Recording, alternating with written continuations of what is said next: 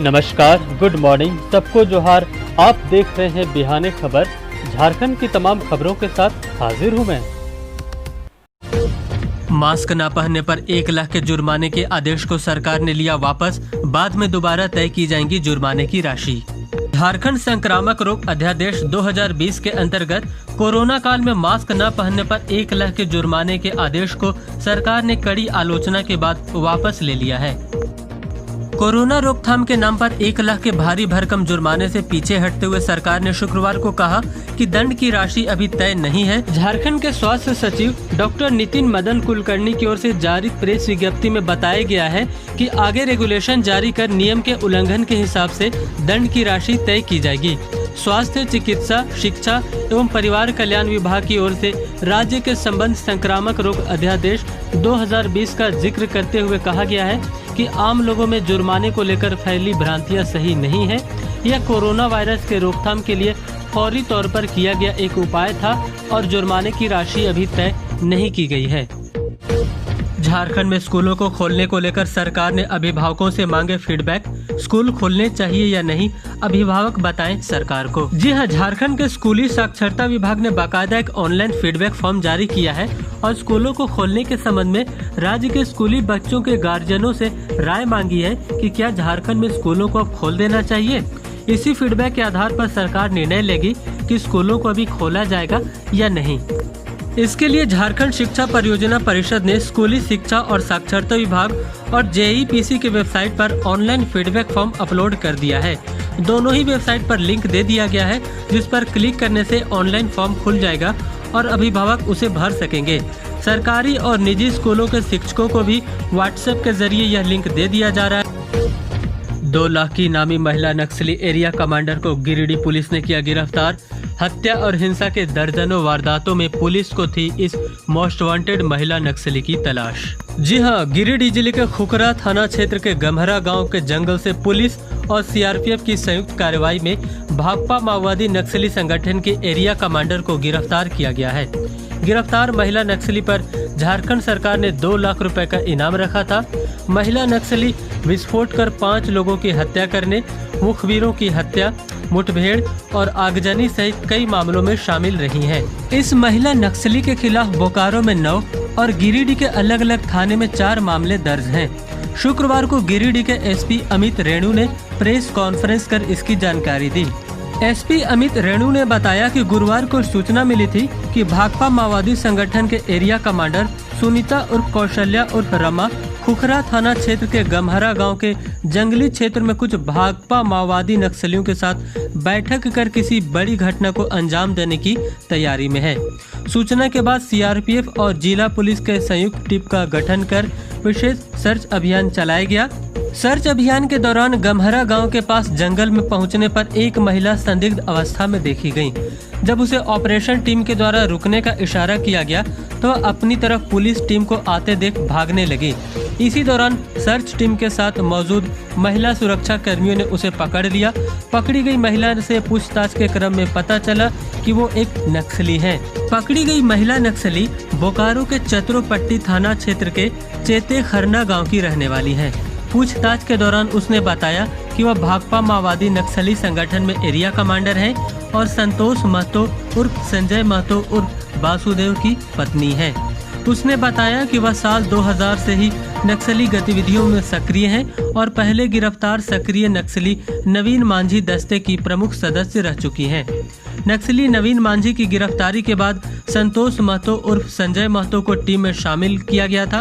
वर्तमान में वह झुमरा, कसमार और पारसनाथ एरिया में काम कर रही थी। गिरफ्तार महिला नक्सली ने बताया कि वह गिरिडीह जिले में 2008 में मधुबन थाना क्षेत्र स्थित पारसनाथ पहाड़ी में हुए मुठभेड़ में शामिल थी और साल 2010 में पीरटाड़ थाना क्षेत्र के पूर्णा नगर गांव से करीब 1 किलोमीटर उत्तर गिरिडीह डुमरी मुख्य मार्ग पर स्थित पुल को बारूदी सुरंग लगाकर एसआईएस के वाहन को विस्फोट करके उड़ा दिया था। इस हमले में 5 सिक्योरिटी गार्ड की मौत हो गई थी। इन घटनाओं के अलावा वह कई आगजनी की घटनाओं और मुखबिरों की हत्या में भी शामिल रही हैं। फिर हुई झारखंड में कोरोना से 7 मौतें। 376 नए कोरोना मरीजों की पुष्टि के बाद कोरोना संक्रमितों का आंकड़ा बढ़कर हुआ 7,626। जी हां, बीते शुक्रवार झारखंड में फिर 7 कोरोना संक्रमितों की मौत हो गई। इसी के साथ राज्य में कोरोना से मरने वालों की संख्या बढ़कर अब 88 हो गई है। ताजे मामलों में रांची के 3, हजारीबाग से 1, गढ़वा के 1 और जमशेदपुर के 2 लोगों की मौत इस महामारी से हुई है। वहीं 376 नए मरीजों की बात करें तो आज जमशेदपुर से 78, गढ़वा से 57, रांची से 51, हजारीबाग से 30, धनबाद से 26, रामगढ़ से 25, पूर्वी सिंहभूम से 21, कोडरमा से 17, साहिबगंज से 16, पश्चिमी सिंहभूम से 16, सिमडेगा से 12, लोहरदगा से 10, सरायकेला से 9, गिरिडीह से 6, दुमका से 4, गोड्डा से 3, पलामू से 3, गुमला से 2, पाकुड़ से 2, चतरा से 1 और बोकारो से 1 कोरोना संक्रमितों की पुष्टि हुई है। हालांकि बीते दिन 100 लोग स्वस्थ होकर घरों को भी लौटे। झारखंड में कोरोना के एक्टिव केसों की संख्या अभी 4184 है। बता दें कि झारखंड में मरीजों के स्वस्थ होने की दर लगातार घट रही है। अब यह घटकर 44.34% हो गई है। वहीं सरकारी आंकड़ों में पहली बार मृत्यु दर 1% दर पर पहुंची है।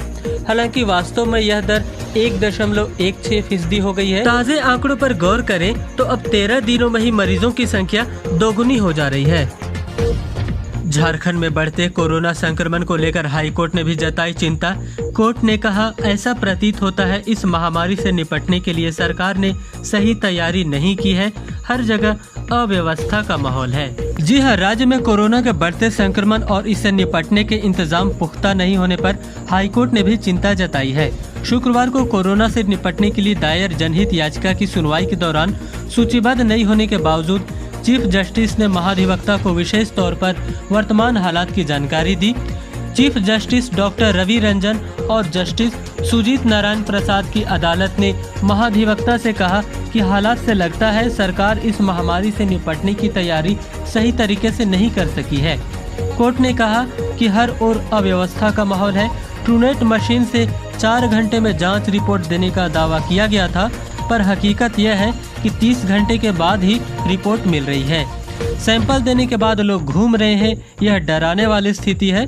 कोर्ट ने कहा कि चूंकि यह मामला आज सुनवाई के लिए सूचीबद्ध नहीं है, इस कारण हम इस पर कोई न्यायिक आदेश नहीं दे रहे हैं, लेकिन सरकार को मौजूदा हालात से अवगत कराना जरूरी है। उम्मीद है कि 31 जुलाई जिस दिन इस मामले की सुनवाई होनी है, उस दिन सरकार सही तथ्य सामने रखेगी। साथ ही अदालत ने हाईकोर्ट का उदाहरण देते हुए कहा कि यहाँ के कुछ कर्मचारियों का सैंपल 15 और 17 जुलाई को लिया गया था, लेकिन अभी तक रिपोर्ट नहीं मिली है। सैंपल देने के बाद भी लोग काम पर जा रहे हैं। हाईकोर्ट के कर्मचारियों के मामले में जब ऐसा है तो दूसरे लोगों की रिपोर्ट कितने दिनों में मिलती होगी, इसे बखूबी समझा जा सकता है। वहीं कोर्ट ने कहा, पूर्व में जब भी इस मामले की सुनवाई हुई थी तो सरकार ने दावा किया कि हालात से निपटने की पूरी तैयारी है। डॉक्टर, पैरामेडिकल कर्मी और सभी इंफ्रास्ट्रक्चर मौजूद हैं, लेकिन हालात तो कुव्यवस्था का इशारा कर रहे हैं। कोर्ट के खाली भवन को आइसोलेशन सेंटर बनाने का प्रस्ताव चीफ जस्टिस ने महाधिवक्ता को कोर्ट के खाली भवन में कोर्ट के तृतीय और चतुर्थ वर्गीय कर्मचारियों के लिए आइसोलेशन सेंटर बनाने का प्रस्ताव दिया। साथ ही कहा, जजों के लिए गेस्ट हाउस को आइसोलेशन सेंटर बनाया जा सकता है। इसके अलावा जुडिशियल एकेडमी के खाली भवनों में भी आइसोलेशन सेंटर बनाने का सुझाव सरकार को दिया। महाधिवक्ता ने हाईकोर्ट के नए भवन में भी आइसोलेशन सेंटर बनाने का सुझाव दिया। इस पर चीफ जस्टिस ने कहा कि यदि सरकार प्रस्ताव भेजे तो इस पर विचार किया जा सकता है।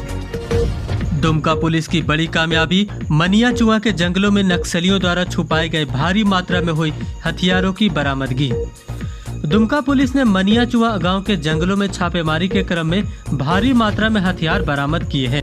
इस सर्च अभियान के दौरान पुलिस को 3 राइफल, 70 पीस जिंदा कारतूस, 7 पीस मैगजीन चार्जर और 1 मैगजीन बरामद किया गया है। बताया जाता है नक्सलियों ने ये सारे हथियार जमीन में दबा कर रखे थे, जिसे दुमका पुलिस ने आखिरकार ढूंढ निकाला। तो निश्चित तौर पर दुमका पुलिस की एक बड़ी कार्रवाई। लूटपाट के विभिन्न आपराधिक मामले में शामिल रहे 4 अपराधियों को जामताड़ा पुलिस ने किया गिरफ्तार। लूटे गए सामान के साथ हथियार भी हुए बरामद। वहीं जामताड़ा एसपी अंशुमन कुमार ने कहा कि लूट और छिनतई के वारदातों में शामिल इन अपराधियों के पास से लूटी हुई गाड़ियां और अपराध में प्रयुक्त पिस्टल भी बरामद किए गए हैं।